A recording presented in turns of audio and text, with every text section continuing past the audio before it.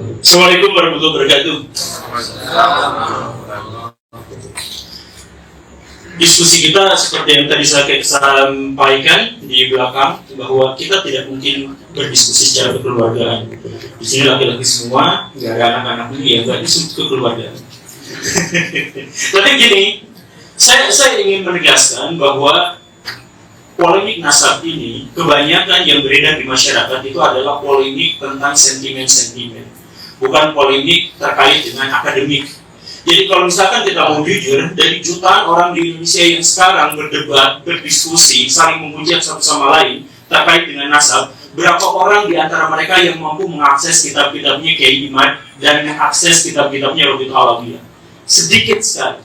Jadi yang benar-benar berdiskusi terkait dengan masalah-masalah akademik dan ilmiah itu jumlahnya sangat sedikit. Yang paling banyak itu adalah masalah-masalah yang berupa sentimen-sentimen. Ada sentimen kesukuan, sentimen keagamaan, sentimen golongan, dan lain sebagainya. Dan ini, saya mohon maaf kepada pihak Robit Alawiyah ketika kemarin-kemarin bikin narasi atau beberapa di antara pihak dari Robit Alawiyah atau kalangan Habib itu mengeluarkan sebuah narasi bahwa ini adu domba, bahwa sentimen-sentimen ini adalah ada pihak tertentu yang melakukan adu domba dan sebagainya. Ya tentu saja ada di antara mereka mungkin yang memanfaatkan situasi, tetapi masalah yang paling utamanya itu adalah ayo kita introspeksi sama-sama bahwa polemik ini tidak dimulai dari Kiai Imad.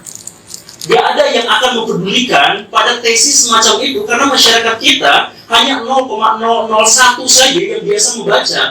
Dan jumlahnya menjadi semakin sedikit ketika yang bahan bacaannya itu adalah terkait dengan polemik nasab. Itu sedikit sekali. Yang Kiai Imad jangan dipahami sebagai orang yang pertama kali memunculkan polemik dan jangan dianggap sebagai orang yang mengadu domba antara orang-orang itu misalkan atau orang-orang Islam, bukan. Tapi beliau itu adalah orang yang menjadi pionir dari studi akademis. Jadi polemik ini munculnya dari mana? Saya mohon maaf, dari orang-orang habaib. Coba misalkan saya berdiri, kamera tetap masuk ya. Saya ingin menyatakan seperti ini. Sebelum tahun 2000-an, habaib di Indonesia itu sudah ada. Orang-orang yang mengaku sebagai keturunan Nabi itu sudah ada. Dan profesi mereka sangat bervariasi. Status sosial mereka juga bervariasi. Ada dari tukang jualan parfum sampai menteri luar negeri, Indonesia punya yang levelnya habaib. Dan tidak ada kerusuhan, tidak ada polemik di antara itu semua.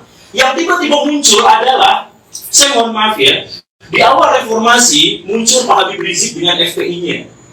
Pak Habib Rizik itu latarnya sebenarnya dari NU, tapi entah bagaimana ceritanya, di situ sudah mulai ada kisruh dengan NU yang lain. Ada FPI versus Banser. Kemudian ada kerusuhan, ada serangan di sini dan di sana dan sebagainya. Nah, ini memunculkan apa? Di antara kaum muslimin itu memunculkan satu pikiran bahwa saya tuh gak setuju dengan Habib Rizik, saya tuh gak setuju dengan gerakan-gerakannya yang radikal, saya tuh gak setuju ketika kaum muslimin terlibat dalam percekcokan yang begini dan begitu. Banyak di antara kaum muslimin yang tidak setuju itu, tapi kemudian apa? Mereka tidak berani melawan, tidak berani menentang karena itu kan Habib. Ini kan keturunan Nabi. Jadi pada waktu itu ada dilema, ada polemik sebelum polemik ini menyeruak ke media, polemik di dalam hati kaum muslimin bahwa kami sebenarnya ingin menentang, ingin mengkoreksi pernyataan-pernyataan dari Pak Habib Rizik.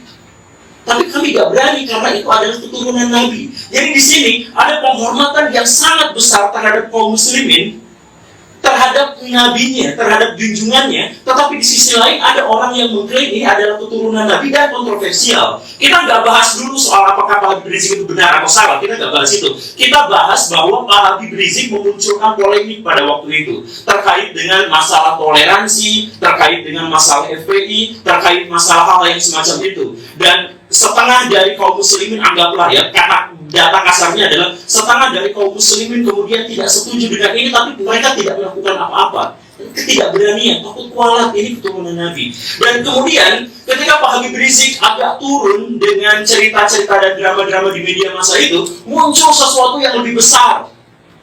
Pak Habib Bahar bin Smith melakukan persekusi dan kekerasan, intimidasi terhadap orang lain, lisan maupun perbuatan, dan itu direkam, dipublikasikan kepada media-media mainstream di Indonesia. Dampaknya apa? Balik lagi, ini mana ada keturunan Nabi seperti ini, kami merasa malu, merasa jengkel, merasa takut, merasa terintimidasi.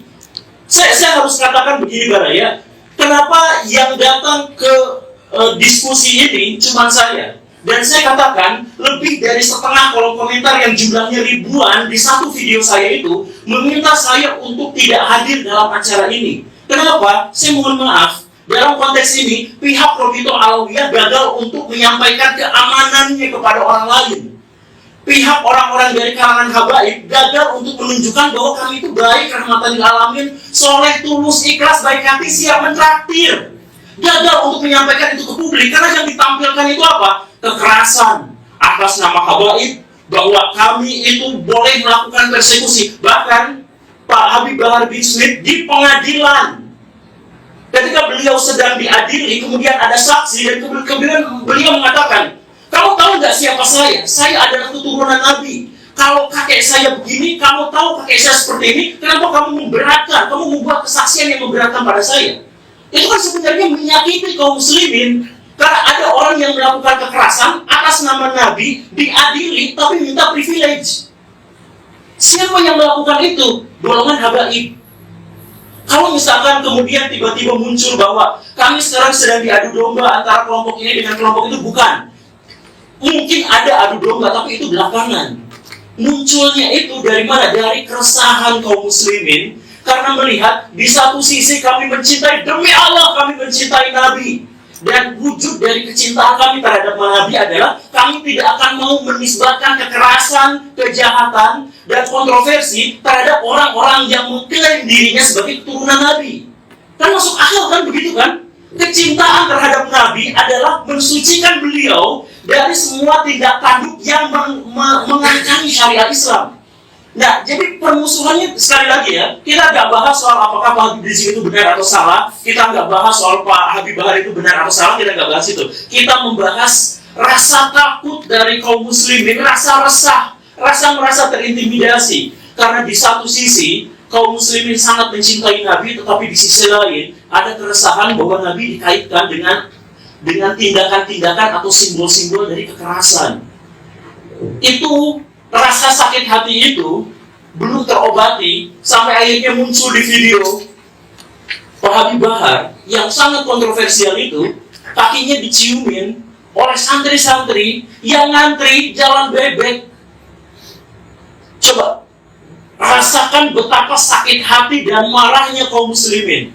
Coba kita misalkan bisa melihat dari berbagai perspektif. Misalkan lihat orang-orang yang biasa orang Islam berdebat dengan orang Kristen, berdebat dengan apa, kan ramai sebenarnya di media sosial. Lihat perdebatan di antara mereka, dan orang-orang non-muslim bawa-bawa itu. Lihat, buah tidak pernah jatuh jauh dari pohonnya.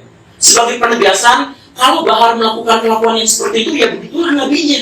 Itu ejekan terhadap kaum muslimin dari orang-orang non-muslim, tapi orang-orang non-muslim itu tidak bisa disalahkan. Karena apa? Karena memang Pak Habib Bahar melakukan itu atas nama keturunan Nabi.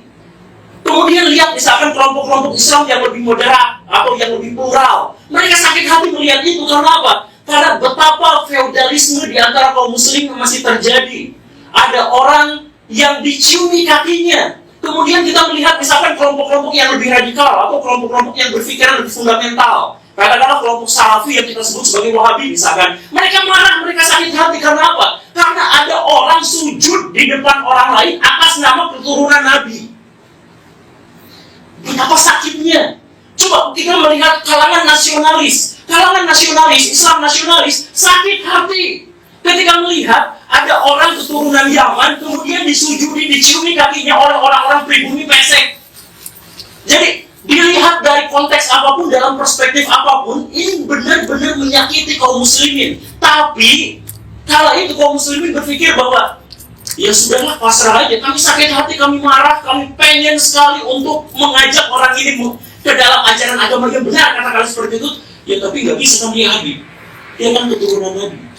Jadi sebenarnya polemik ini bukan muncul gara-gara Kiai Iman, bukan muncul gara-gara dipopulerkan oleh saya, Guru Gembul, bukan. Tapi ini adalah akumulasi dari kekesalan dan kemarahan kaum muslimin terhadap apa yang terjadi yang ditunjukkan oleh beberapa kalangan dari habaib, dari kalangan Ba'alawi. Jadi jangan dulu ada cerita bahwa intelijen masuk ke sini, ya mungkin itu belakangan. Jangan dulu cerita bahwa ini asing masuk ke sini, jangan, belakangan aja dulu. Kita introspeksi. Karena kalau misalkan kita mau maju, kita harus cari solusi. Bagaimana cara kita menemukan solusi? Ketahui masalahnya. Bagaimana cara kita mengetahui masalahnya? Kita berani untuk introspeksi diri. Saya selalu menyatakan, mempopulerkan kepada orang lain, ayo kita introspeksi diri. Kaum muslimin, kenapa sekarang terpuruk? Kaum muslimin kenapa ketinggalan zaman? Karena setiap ada bagian dari kaum muslimin yang disakiti, kita salahin pihak lain. Ketika Indonesia tidak maju, apa yang dinarasikan? Oh, karena ini adalah konspirasi elit global, konspirasi Yahudi, ini Amerika Serikat yang kecil dan sebagainya. Ya iya, katakanlah memang seperti itu. Tapi tidak ada seorang pun di antara kita yang gagal itu kemudian menyalahkan pihak lain. Kalau kita gagal dalam permainan sepak bola, kita nggak berhak untuk nyalahin permainan pemain lain yang lebih bagus. Kalau misalkan kita melihat bahwa Indonesia sekarang salut malu, jelek, terpuruk, tidak memiliki peradaban yang memadai, ketergantungan sama pihak asing, sama Cina, Amerika Serikat, dan sebagainya, introspeksi diri, mungkin kita lah yang salah. Bukan lalu kita menyalahkan pihak lain. Nah, termasuk juga dalam hal ini, waktu itu Alawiyah, kalau misalkan mau berbicara tentang polemik nasab ini, tolong pikirkan jangan, oh ini adalah gara-gara konspirasi, bukan. Ini introspeksi aja saya mohon. Introspeksi aja bahwa di antara kita memang ada orang-orang yang seperti itu. Dan ketika tesis Kiai Imad itu lahir, muncul, akhirnya mengemuka, sentimen-sentimen itu bertebaran di mana-mana. Anti komunis Yaman, imigran Yaman, ayo kita deportasi mereka dan lain sebagainya. Kenapa muncul sentimen-sentimen yang seperti itu? Sentimen itu muncul jelas jauh dari studi akademik, jauh sekali dari nuansa-nuansa ekosistem ilmiah, jauh sekali dari situ. Tapi kenapa? Ya karena sebelumnya bukan masalah nasab yang dituliskan oleh Kiai Imaduddin, bukan. Tapi sebelumnya sudah ada bara dalam sekam yang begitu besarnya, yang akhirnya membuat kaum muslimin ketika ada lecutan sedikit, ada pembukaan, mereka katakan apa? Alhamdulillah ketika saya sekarang mengkritik Habib Bahar, saya tidak akan kualat karena dia bukan keturunan Nabi. Jadi munculnya itu bukan alhamdulillah saya tetap bisa mengagungkan Nabi, saya tetap bisa menganggap Nabi sebagai figur yang ideal, yang kuat, yang bersih, yang baik hati, yang soleh, yang suri tauladan bagi seluruh manusia. Alhamdulillah. Karena ternyata orang-orang yang mengingkari akhlaknya itu bukan keturunan Nabi. Alhamdulillah. Jadi sentimen ini muncul bukan gara-gara Kiai Imad.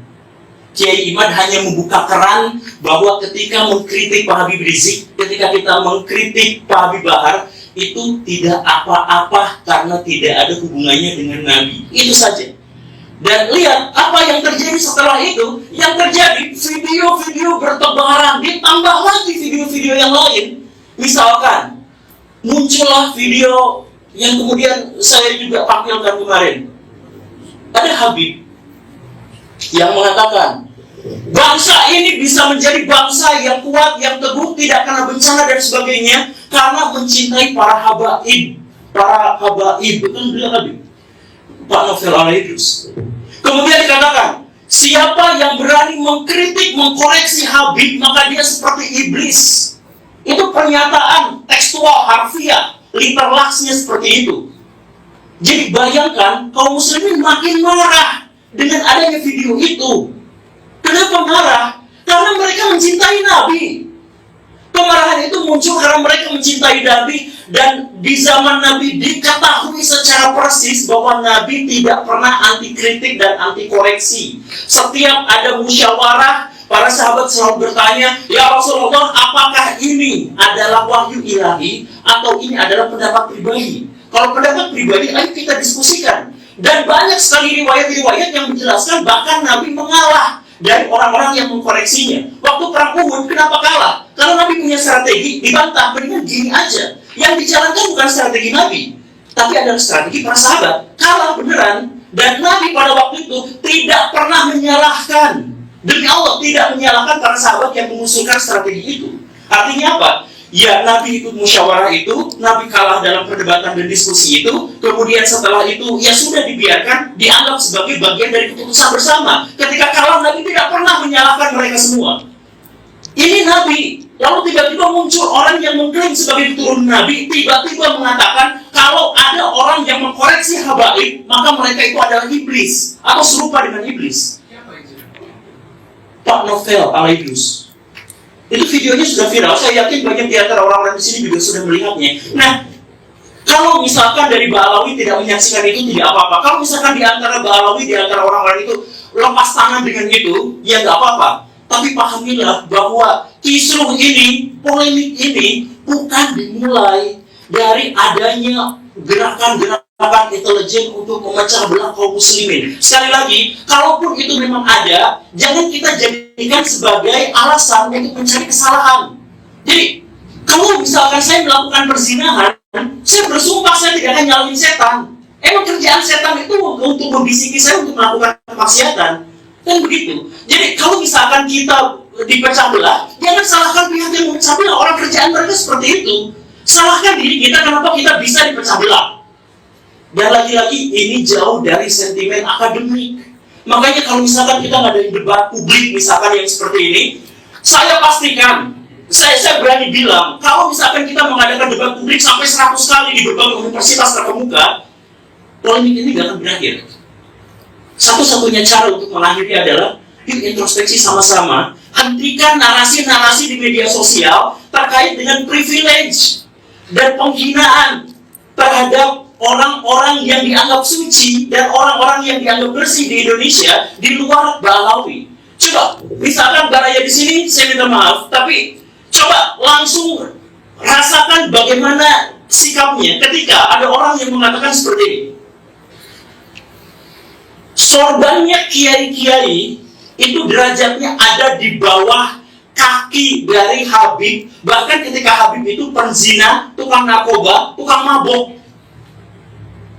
Ada narasi seperti ini disebutkan, dipopulerkan oleh kalangan mereka sendiri. Jadi ketika polemik ini mengemuka, mereka langsung ngomong, jangan tetap jangan kritik Habaib karena sorbannya, pecinya kiai-kiai itu derajatnya lebih rendah daripada kakinya Habib-Habib Alawi itu yang tukang narkoba, yang tukang zina, tukang maksiat. Coba orang kampung belajar Iqra. Orang kampung waktu kecil itu belajar tentang akidah, belajar tentang sejarah dari ustadz, dari kiai yang sangat mereka cintai. Lalu ada cerita bahwa kiai mereka derajatnya di bawah kaki Habaib tukang narkoba. Rasakan bagaimana sakit hatinya mereka ketika mendengarkan narasi yang seperti ini. Bahwa kemudian Habib terbodoh itu 70 kali lipat lebih mulia daripada Habib terbodoh itu 70 kali lipat lebih mulia daripada kiai-kiai. Coba kalau misalkan kita ikut pengajian, kita ketemu sama orang yang kita saling tangan karena menganggap ilmunya luar biasa, memberikan kontribusi kepada kehidupan kita, memberikan pencerahan kepada kita, lalu dikatakan bahwa mereka itu tidak seberapanya dibandingkan dengan Habib paling bodoh.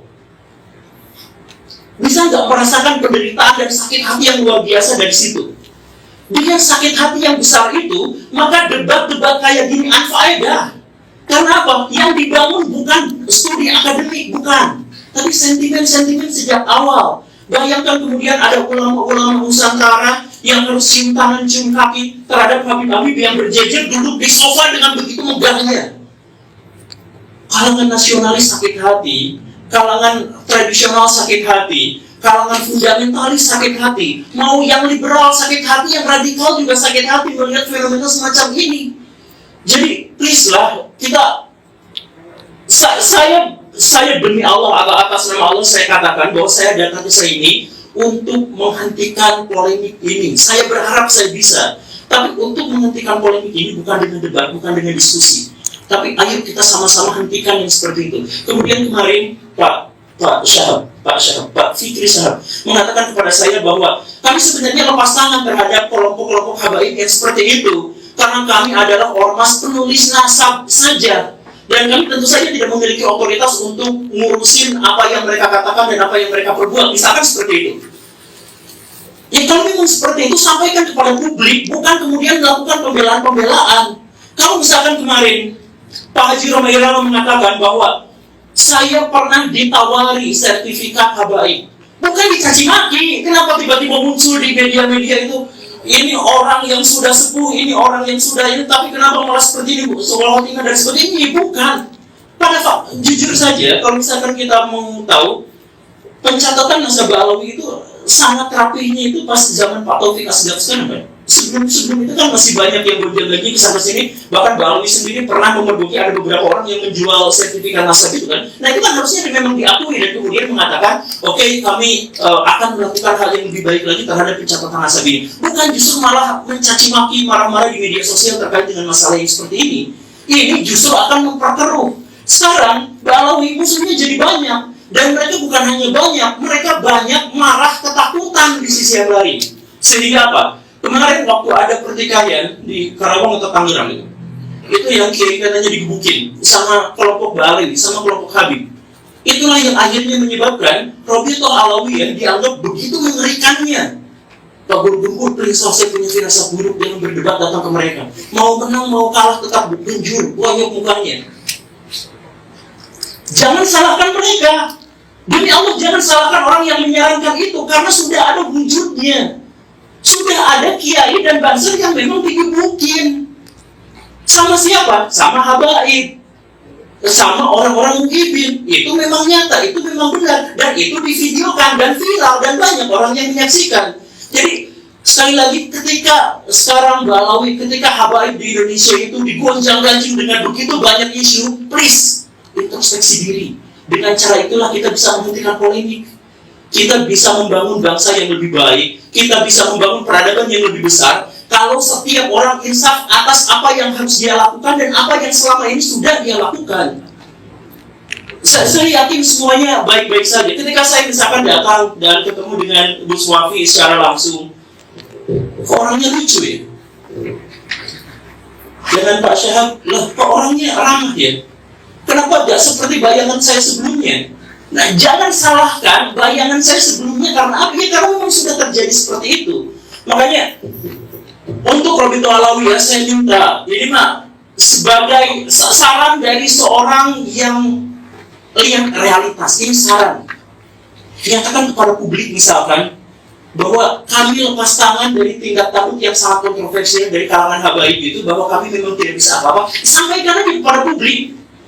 Kalau misalkan kemarin kemudian Gus Wafi mengatakan di videonya bahwa ini sebenarnya gara-gara ada habib-habib dari kalangan muda yang ilmunya belum banyak, tapi kemudian ini bukan sesederhana itu. Kalau misalkan 1-2 habib mungkin seperti itu, tapi kalau misalkan banyak, ini mungkin ada masalah kaderisasi. Jadi mungkin Pak Habib Bahar dan lain sebagainya itu, sejak dia umur 4 tahun, sejak dia melihat dunia, kakinya sudah dicium, tangannya sudah dicium, apa-apa sudah dilayani. Sehingga dia menjadi korban dari otoritas palsu yang dia rasakan selama ini. Mungkin saja. Jadi kaderisasi dalam hal ini, kemudian pendidikan dalam hal ini, sejak awal mari kita perbaiki sama-sama. Sekali lagi ya, kritik saya ini di depan Robito ini bukan karena kebencian, bukan karena apa, tapi ayo kita perbaiki sama-sama agar polemik ini selesai. Polemik ini selesai dengan cara apa? Akhlak yang baik, tunjukkan kepada masyarakat, kontribusi kita pada masyarakat, bukan kontroversi kita pada masyarakat. Selanjutnya kita diskusi.